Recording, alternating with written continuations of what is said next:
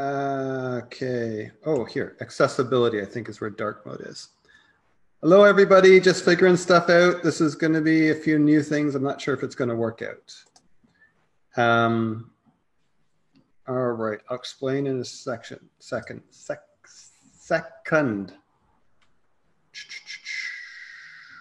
Just trying to get dark screen on this. Dark mode. All right. Mm-hmm.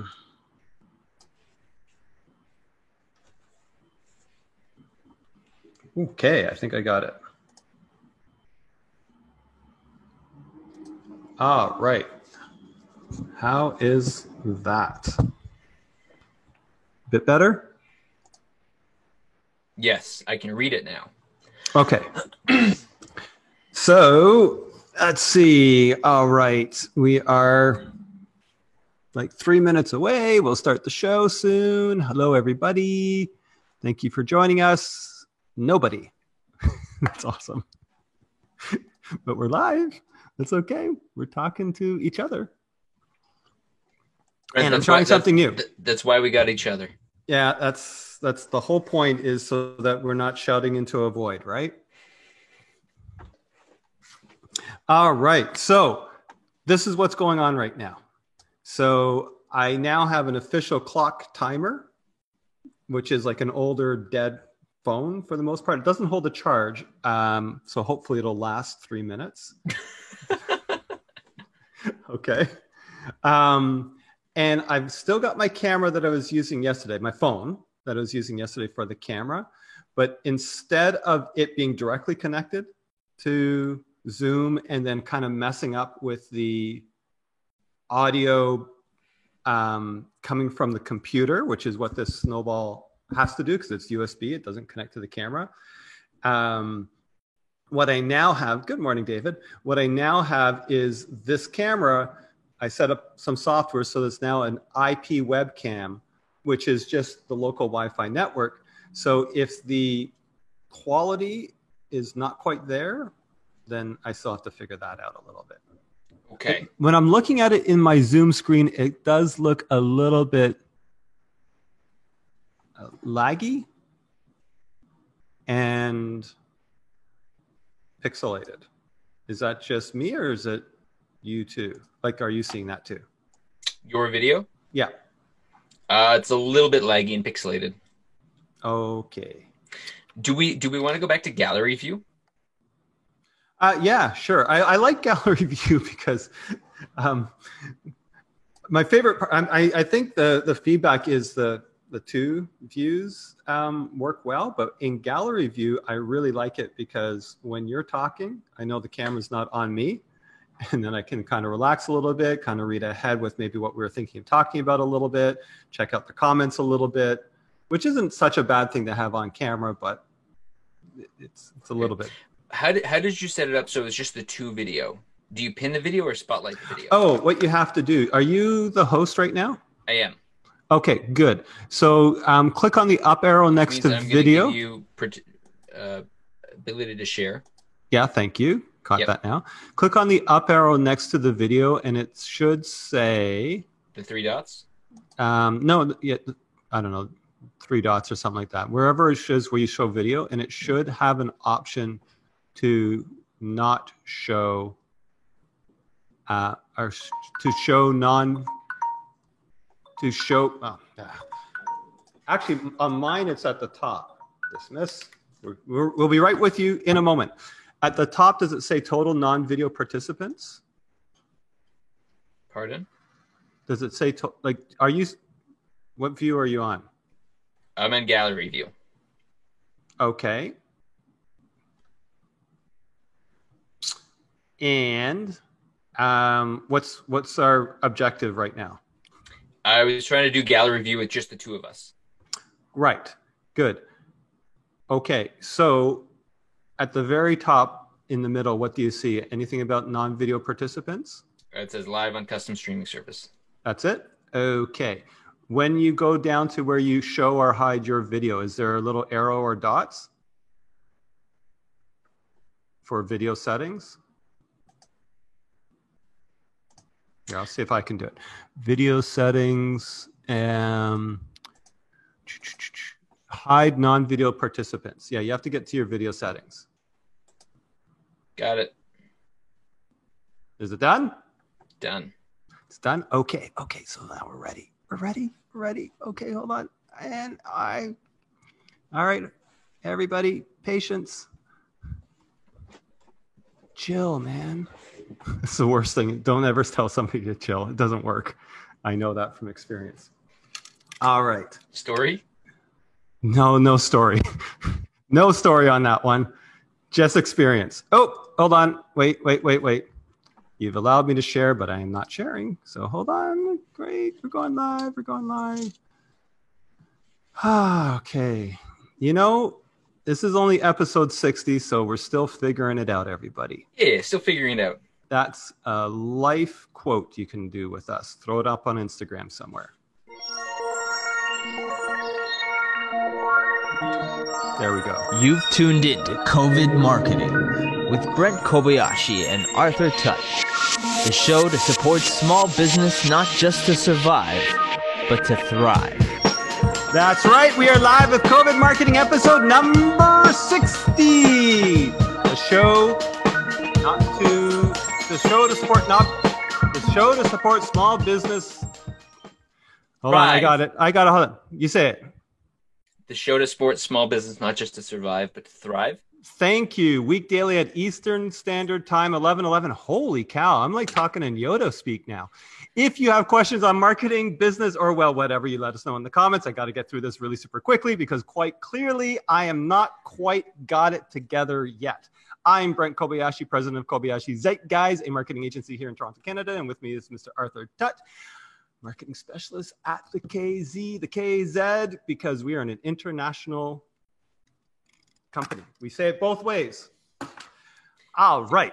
See, Brent, I believe people love watching us because of our realness and our authenticity. Yes, I screw up specifically so you can connect with me. That's called fake. It's all intentional. It's all intentional. It's all fake authenticity, right?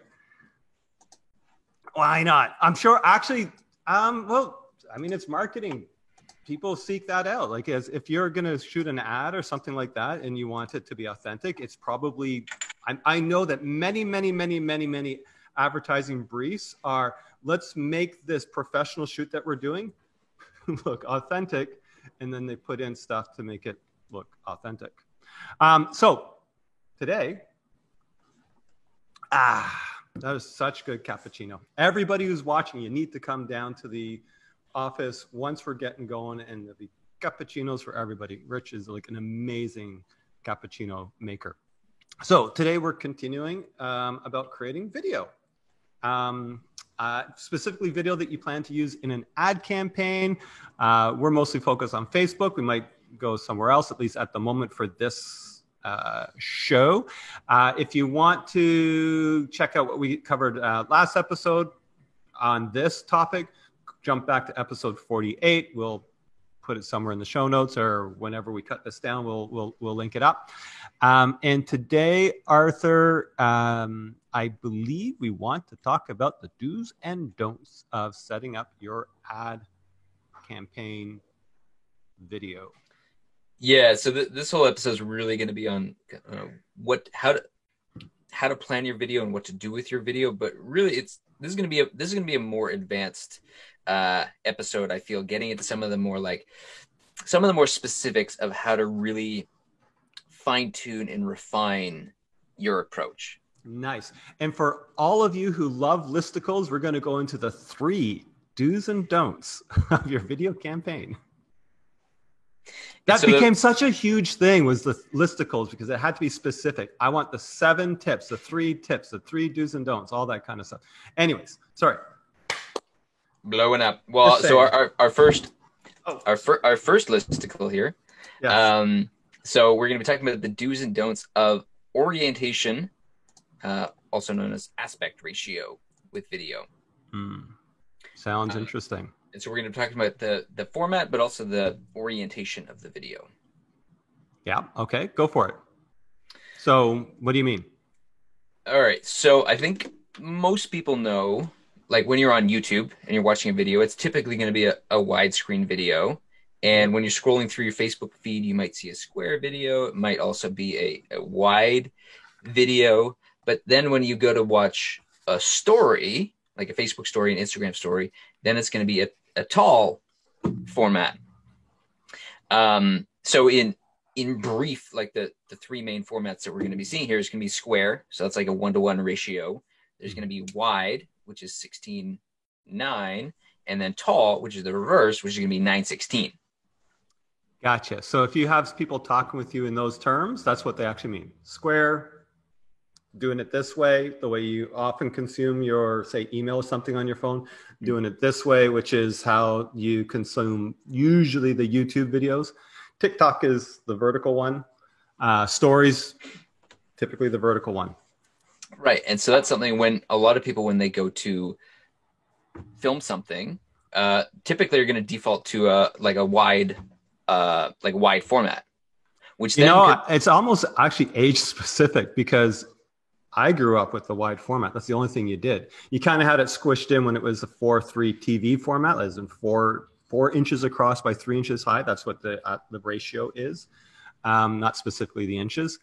But you saw more and more and more and more videos being posted on platforms like YouTube in the vertical format, and it kind of doesn't look as good. Right.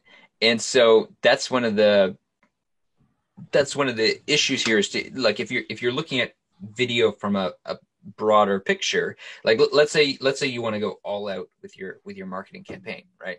And so you want to get in front of people on YouTube, you want to get in front of people on their Facebook newsfeed, you want to get in front of people on their LinkedIn newsfeed, but you also want to get in front of people on their Facebook stories and their Instagram stories, really cover everything. This is where you want to make sure that you're thinking ahead, think, okay, when I record this video, what placement is it actually going to be on, and planning that out ahead of time. Well, more so, quite often, you'll say, you'll create your ad, you'll upload it, and you say, put it in all these places.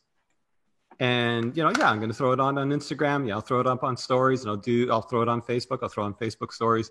And you don't realize that your ad format doesn't fit the format that it's natively being shown on, and people are consuming it. And so this is where you will want to either just do it because that's where you're at right now, and realizing it may be a little bit less effective, but put into your to-do list to make sure you get your vertical format, because that's usually the one a lot of people miss, so that you can run your ads specifically in the vertical format, in the native format, for that particular channel that you're wanting to advertise on. Right. So the do here is to think ahead to, okay, where is this, when I record this video, what placement is it going to be on? And if it's specifically for a story, then think, okay, time to record this vertically. Now, if you want to get advanced with your video editing, one option would be to say record everything in wide, and you could edit it to be the format. That's one way to do it. But I feel a better way is to record it natively in the way that you want it to be shown. Yeah. So I guess in summary, do it two takes. And I actually think, so right now, this is never 100%. Right now, something like Instagram stories is presumably a little bit more catchy than, say, other ad spots. And it's because if you notice, as you go through Instagram stories, you kind of have to get through the ad. It serves it up. And so you're actually waiting and watching and getting a few seconds of that person's time fully engrossed before they continue on with the stories. So it has a little bit more stickiness than, say, for instance, a Facebook ad, which is a little bit more rapid fire and you're going through it. And way more sticky than the Facebook ad on desktop, which is just sitting there on the right side and people aren't even paying attention to it. Like those types of placements are a little bit more like programmatic or banner ads, which I think people learn to ignore. Banner blindness? A lot of banner blindness going on there, yeah. So I guess what I'm saying is, I know that you're talking about being a little bit bigger or more sophisticated with your advertising campaign. I think it's actually a very near next step to working on these two verticals. Mm-hmm. So should we get more in depth into the placements? Yeah, go for it. Okay. So I guess the first thing to keep in mind with placements is by default, Facebook is going to be using the automatic placements, which basically means Facebook then has free reign across Facebook, across Instagram, across their audience network, in news feeds, in the marketplace, in stories, in articles, in-stream videos, reward videos. It's a very extensive list. But basically, Facebook has a whole lengthy list of placements or inventory where an ad can get shown. And the default is just to do automatic placements. And Facebook does give you a little warning when you're in there to say, for the most efficient delivery, do automatic placements. And I sometimes question a little bit what exactly Facebook means by the most efficient delivery, because really the point that we're trying to get here is once you get to this higher advanced level, you don't want to just do automatic placements, because one video might be specifically for a newsfeed, whereas a different video might be specifically for stories. Well, I think what Facebook's doing is if your video is 16:9 and it's this doesn't really fit a story, it'll get less effective use out of it probably, in which case it'll automatically start shifting your dollars to where you're being more effective. So yeah, it's a good thing. It's like, don't, let them figure it out for you. But that doesn't mean that you aren't having an opportunity loss there, which you don't realize. You may just think, oh, stories kind of suck. It's maybe not the stories that suck. It's that your video doesn't fit that placement. So I could see automatic placements being good, but also at the same time, it doesn't tell you. I can see non-automatic placements. So if you actually did the 16, like the 9:16, the vertical, automatic placements would probably figure it out. Right. And so one thing that you can do, because I think automatic placements is, say, it's the most user friendly, it's the most beginner friendly. So it's the easiest place to start. And Facebook does give you some breakdown and statistics. Like it does show you, where did your ad actually show? Did it show on Facebook? Did it show on Instagram? Was it mobile? Was it desktop? And it'll give some breakdown that way. So one option would be to start with automatic placements and then review the data later and then figure out what you like and what you don't like. But I think really what we're talking about here is this next advanced level to say, okay, I know where I want this to show. Yeah. Yeah. And I also like the idea. It's not just the format that we're talking about. It's actually what the intention of the ad is. Like, think it through. One of the things that happens, especially with business owners, small business owners, actually even large businesses, where they're kind of tired, they don't want to post everywhere natively, is that you just get your piece of content and you broadcast it everywhere. And you're not thinking natively about what's going on the platform or the place you're posting. So what happens in a story is very different than what happens in a Facebook feed. And the way people interact with it and what they're expecting is very different. In a story, there's a lot more stickers, there's a lot more engagement, there can be polls, there can be all sorts of different things that you kind of want to understand. And your videos and how you communicate them should be different. Maybe it should be multiple videos. So when the person, it's not just one video, it's actually broken up so that it starts off the story and somebody says, I want to go next. It still goes to your next video shot in a story. So for those of you who aren't familiar with stories, first of all, check them out.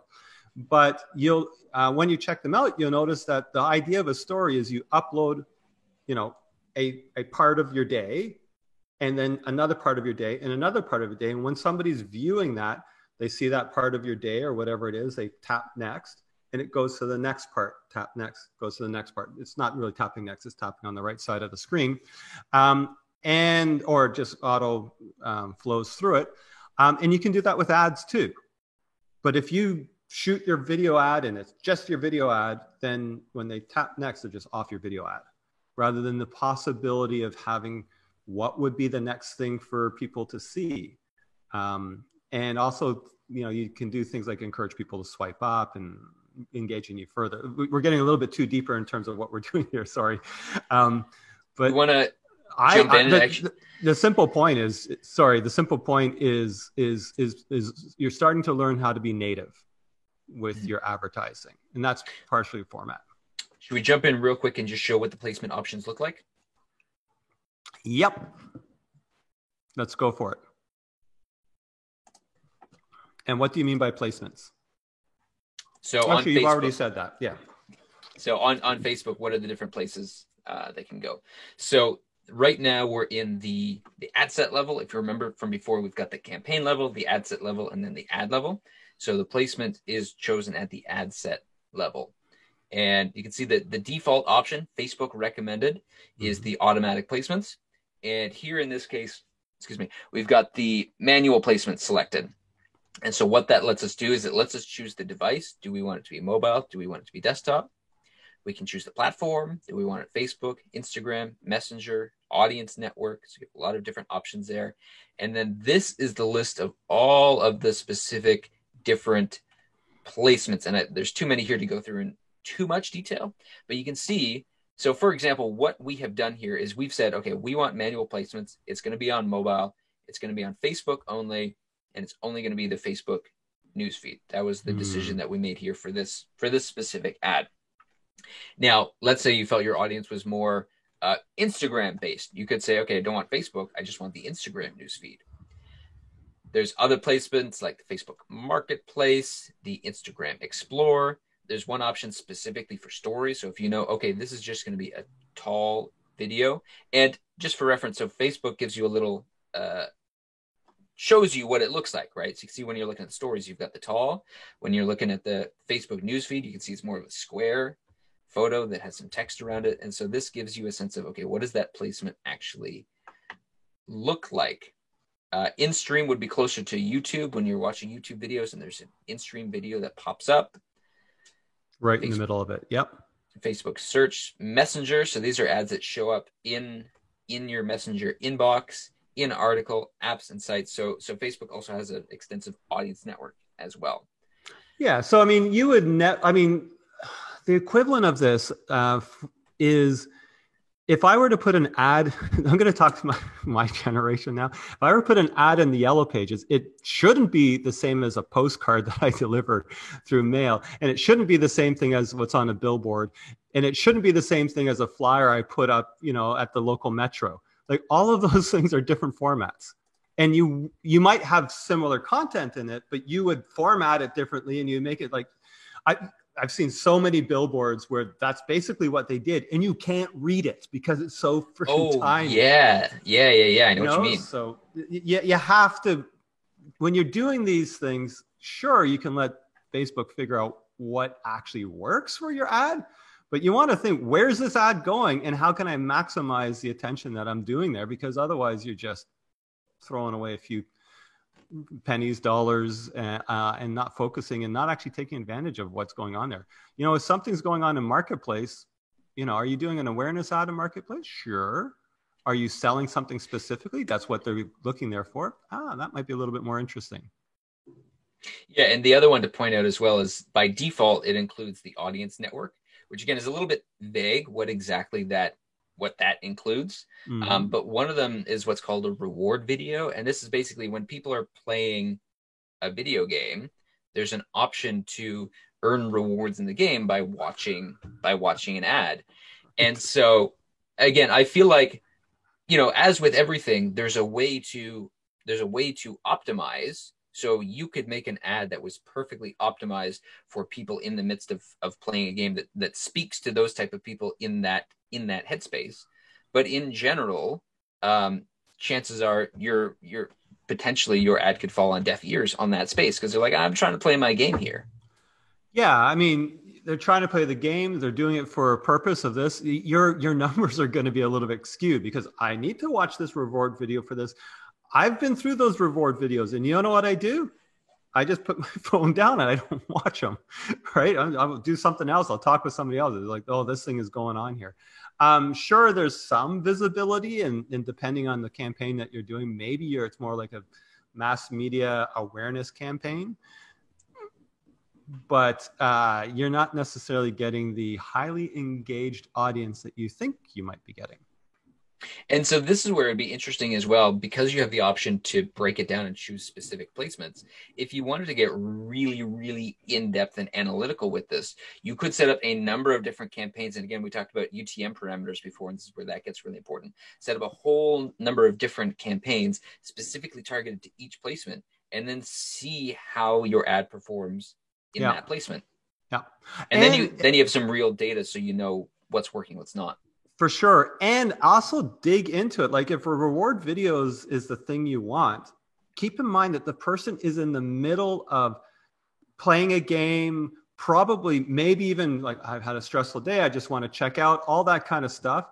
So if you're going to interrupt that, you got to make it very, I think you want to think about making it very quickly entertaining. Something that's like, I'm going to want to watch this. This is going to be amusing. I am going to enjoy whatever it is that you're about to interrupt my game for, because this is what I'm in the middle of. I'm in the middle of wanting entertainment, not, check out my local dentist and stuff like that. It's like, And so the thought I just had, and I'm not sure with the network whether you could get this specific, but let's just say the person was in the middle playing Minecraft. Right. If you came up with an ad and say, hey, look, I know you love Minecraft, and I just came up with a, tutorial walkthrough of like, here's how to do the XYZ and build the largest whatever. And it spoke to that person in that moment, then it might actually work. But I think we're probably getting too deep into the weeds here. A little bit. Just to quickly recap. So don't put up an ad and just, accept the automatic placements. We would say do go through, review, figure out based on your format, pick the right placement that applies for you. And I think the easiest place to start is just to choose the news feed and choose a wide video. Yeah. And do think about the format that you are delivering it in the place that you're delivering it in, and think, what is that person doing? So it goes back to, remember when we talked about, if you're going through the news feed very fast, you want to immediately position it within 1 second. This is for parents. This is for dentists. This is for whoever it happens to be, so that they can quickly understand, oh, that's for me. I think I might watch a little bit more of this video. So last point, should we get into captioning? Yeah, very quickly. So something to keep in mind is when somebody's scrolling through their Facebook news feed, the videos are going to start silently. They will start playing automatically, but they'll be silent. Some people will have the volume on, but assume that most people won't have the volume on. And so this is where having captions is really important. Yeah, a ton of people, I do it. They watch they read their video. So they'll come on, it'll play. And if they're really getting into it, they might click the sound on and continue with it. But you want to get the gist. If you've caught their attention a little bit, they will want to get the gist of the video with probably sound off to start. Mm-hmm. And Facebook has a captioning feature. Yeah, so that is something that is really cool about, or powerful about Facebook, is that it comes with an auto-generating caption feature. Now, it's not perfect. It's pretty good. It's surprisingly good, but it is not perfect. Would it be worth just jumping in to show people what that kind of looks like? Really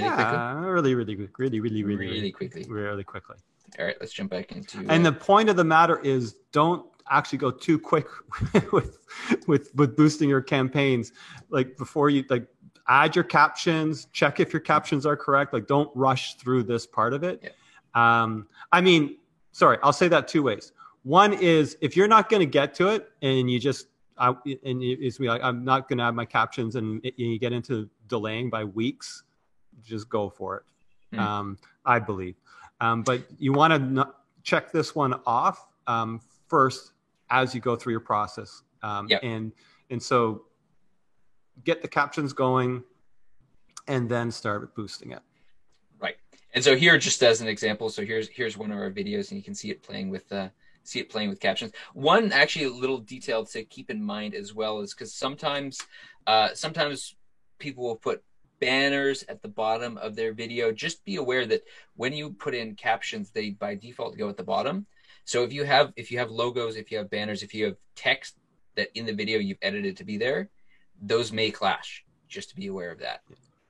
Yeah, and generally, although it's common to actually put captions in the video, as in it's part of the video screen, just like, you know, my wall back here is just part of the video.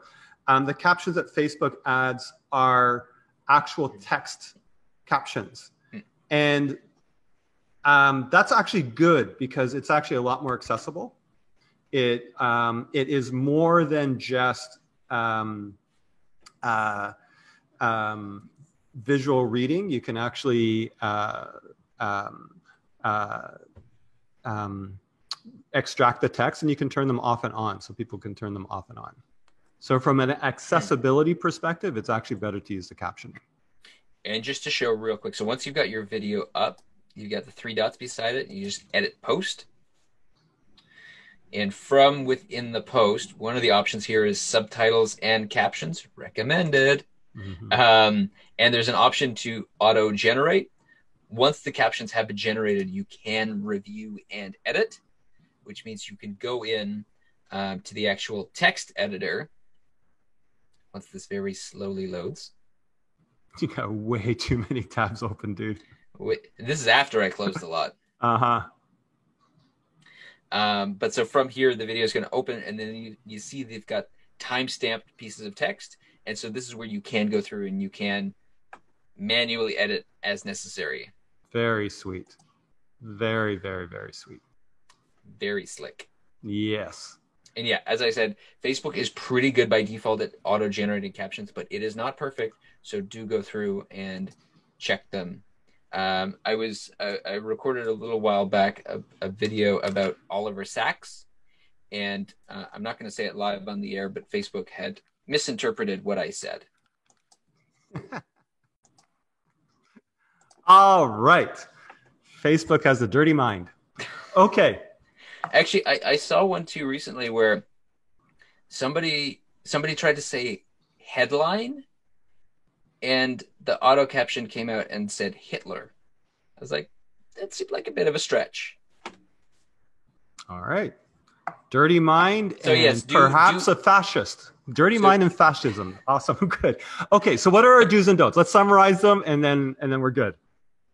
The don't is don't post your video without captions, and the do is absolutely do get your captions up, and absolutely do review and edit, because sometimes Facebook does get it wrong, and sometimes it gets it inappropriately wrong. Good. And we've got a do, as in do actually sort through your placements, as in where the ad is going to go. Don't just go by default and throw it up there. Do restrict it and figure out where would this best be put, and what is that person doing with where you're putting it, and try to see if you can get into their minds of what they're in the middle of doing. So you want your ad to be most effective in that placement that you're doing, because it can go a whole bunch of different places. It might think, oh, it's just Facebook. It's not. It is a lot of different things. What else? We have one more. Formatting, yep. Making sure is it wide, is it square, is it tall? Does that fit with where it's going to be placed? And does the content of what you're doing fit those things? Right. So is the format, and is the aspect ratio, and is the orientation, is the video that you're doing suit that orientation? I kind of look at it from that perspective. Get a little bit into the eyes of a cinematographer. There we go. All right. Shout out to David Blackmore for sticking with us and liking the accessibility aspect of this. Yeah, totally important. Very, very important. Okay. And I believe we are done. Okay, let's go out. Oh, not sharing audio. Oh, right. Usually, Stole it let's from you. go out. There's a little bit of a quiet pause, and you're like, we're not going out. We're not there yet. Okay. Here we go. Once again, we will go out.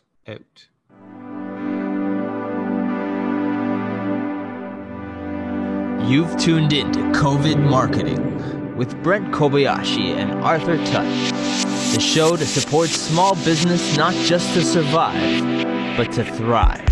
That's right. That's our end of episode number 60, all about the video stuff on Facebook. Tomorrow, we have Kill the Guru episode 4, and I believe we have a new guest coming on, Cassandra. She's an entrepreneur. She's going to be talking about a new venture she's thinking about, her wine and cheese pairing app. So join us. We're going to dig into the details. We're going to see what we're going to do with this. I'm really super excited about this. I know a little bit of what she's thinking, and I think there's a real possibility that she is onto something. But the question is, what does she do next? She came to me asking, how much would it cost to do this app? And my first thought was, oh God, I do not want you to be another person that invests 20, 30, 40, 50, 75,000, $150,000 in an app when there's other things to do first, in my opinion. So join us tomorrow. It's going to be an interesting episode. Love you greatly. And Arthur, take us out. Got it. Now you have to say something first. Or you say, all right, Brent. That way the thing, episode 60, we're going to get this. We are really all right, Brent. honest. Okay, you ready? Okay, so this is how I think it has to work. I say, Arthur, take it out. You say, all right, Brent. So then the camera focuses back on you. We're in gallery view. We're both in view. All right, Arthur. All right, Brent. You want to take us out? Yeah, let's cut it. Let's